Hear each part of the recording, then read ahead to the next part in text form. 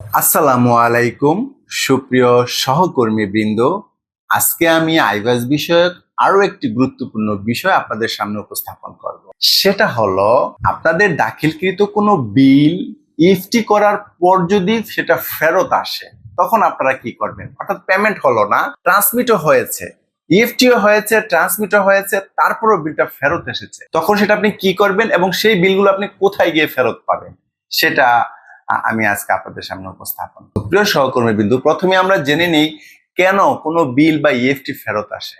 এটার অন্যতম প্রধান কারণ হলো যদি সংশ্লিষ্ট পেইর মানে যাকে আপনি বিলটা পেমেন্ট করতেছেন, অফিসার হোক, স্টাফ হোক, সাপ্লায়ার হোক, জেনারেল বেনিফিশিয়ারি হোক, যেই হোক, তার ব্যাংক অ্যাকাউন্টের ইনফরমেশনে যদি কোনো ভুল থাকে, এটা নামে হোক, অ্যাকাউন্ট নাম্বারে হোক, রাউটিং নাম্বারে হোক, যেখানেই ভুল থাকুক না কেন, ওই বিলটা কিন্তু পেমেন্ট হবে না, এটা ট্রান্সমিট হওয়ার পরও ফেরত আসবে। তো এই ফেরত আসা বিলগুলো আপনারা পাবেন অ্যাকাউন্টিং ট্রানজ্যাকশনের ইএফটি অপশনে গেলে। ইএফটি রিওয়ার্ডার এন্ট্রি নামক একটা অপশন আছে, সেখানে গেলে আপনারা এই ফেরত আসা বিলগুলো পেয়ে যাবেন। তো ফেরত আসা বিলগুলোকে আমাদের কি করতে হবে? প্রথম কাজ হচ্ছে যে ভুলের কারণে বিলটা ফেরত এসেছে সেই ভুলটা আমাদেরকে সংশোধন করতে হবে। তার মানে ব্যাংক ইনফরমেশনে ভুল হয়েছে, এই জন্য আপনারা যেটা করবেন সেটা হলো ওই সংশ্লিষ্ট অফিসার বা স্টাফের বা সাপ্লায়ারের বা ডিডিউর বা বেনিফিশিয়ারির ব্যাংক অ্যাকাউন্ট ইনফরমেশনটাকে কারেক্ট করবেন, মানে সংশোধন করবেন।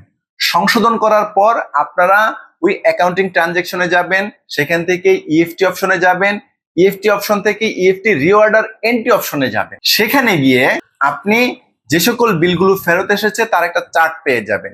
সেই চার্টের ভিতরে বা সেই তালিকার ভিতরে আপনার যে বিলটা, সেটার ডান দিকে একটা টিক বক্স আছে, টিক দিয়ে সবার নিচে এসে একটা সেভ বাটন পাবেন, সেভ বাটনে ক্লিক করে দিবেন, তাহলে সেই ফেরত আসা ইএফটিটা রিঅর্ডার হয়ে যাবে। এরপর আরো একটি গুরুত্বপূর্ণ কাজ বাকি থেকে যাবে, সেটা হলো আপনাদেরকে আমাদের হিসাব নিয়ন্ত্রক মহোদয় বা আপনাদের সংস্থার ক্ষেত্রে যার নামে পিএল অ্যাকাউন্ট খোলা বা যিনি ট্রান্সমিটের দায়িত্ব রয়েছেন তাকে জানাতে হবে। আর স্যারের রিঅর্ডার ট্রান্সমিট করতে কিন্তু ইএফটি ডেটটা লাগবে।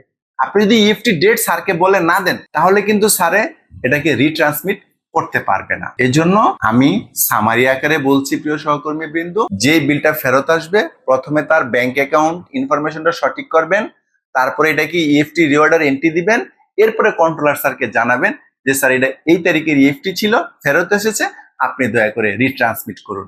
তাহলে সমস্যাটার সমাধান হয়ে যাবে, সংশ্লিষ্ট ব্যক্তি তার বিলের অর্থ পেয়ে যাবে।